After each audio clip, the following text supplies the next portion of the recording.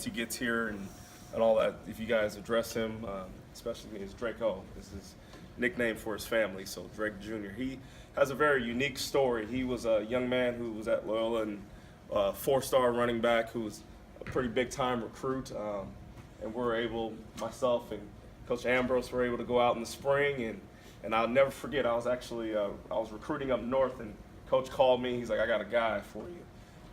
Put on his film, I said, oh, this is a no-brainer. I mean, I'm sure he remembers that, and I was just like, we got to get this guy offered right now. So we're able to get Drake offered, and shoot, it was really, I'm excited. I feel like we really got lucky in getting this kid. And kind of talk about his story just a little bit. He was ruled athletically ineligible because he transferred high schools. And it's a very unfortunate situation. I mean, he was really hurt.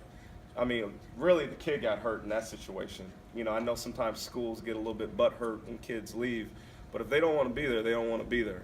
You know, it's just kind of the reality of the situation. And he was able to go to a local high school where he had a bunch of friends that went to school there at La Chiata, and he played Pop-Warn football there. He knew a bunch of his friends, so he wanted to finish his senior year there at La Chiata. And tell you a little bit more about him, just the kind of guy that we are getting. So this kid was going through a tough time. You know, people were telling him he cannot play for his senior year. He's going through all these appeals, all these things, maybe trying to get a lawyer involved. I mean, it's a big deal. Imagine the stress level that's being taken place on a 17-year-old, where we have adults telling a young man, you cannot play the game that you love. So that's pretty tough.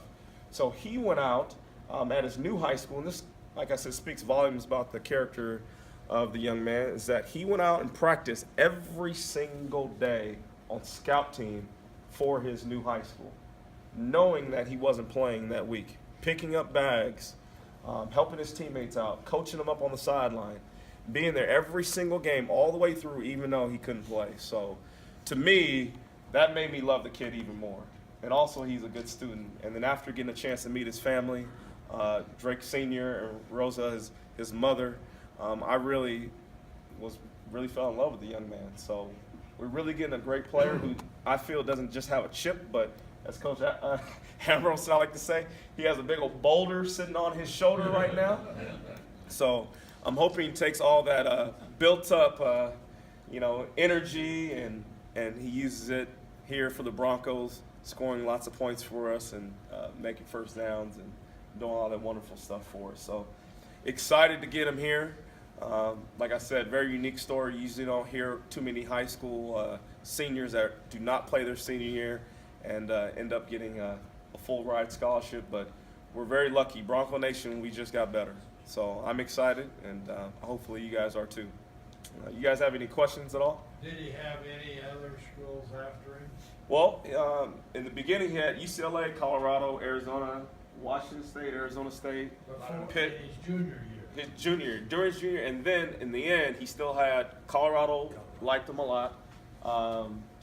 Let's see, Arizona was still kind of messing with him a little bit. There was a few schools, Hawaii, San Diego State was really trying to come on him late. We're trying to figure out, can they get this kid? So there's still a lot of schools. I'm sure what some schools were trying to do was they're hoping he wouldn't sign, and then they still get him. Does that make sense? So they're like, well, hopefully no one really wants him, and they come in at the last second. But, we stuck with him. We communicated with him. Him and I were able to develop a great relationship along with his family, and it ended up being a beautiful thing.